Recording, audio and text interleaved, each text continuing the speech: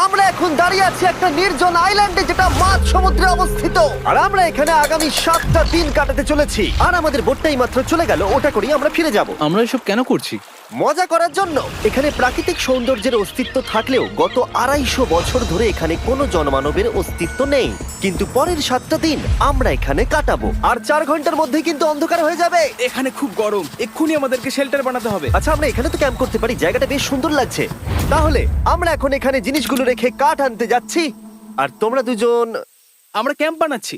হ্যাঁ, ঠিক আছে, তাই করো। চলো শ্যান, চলো চ্যান্ডেলার। কি করে ক্যাম্প বানায়? আমি জানি না। আর তাই আমরা তাড়াতাড়ি কাজ শুরু করে দিলাম, কিন্তু আমাদের সাবধান থাকতে হচ্ছিল, কারণ তোমার উপরে পৃথিবীর সব থেকে বিপজ্জনক গাছ রয়েছে, যেটা কাটলে খুবই বিষাক্ত আঠা বের হয়, যা তোমাকে প্রাণে মেরে দিতে পারে।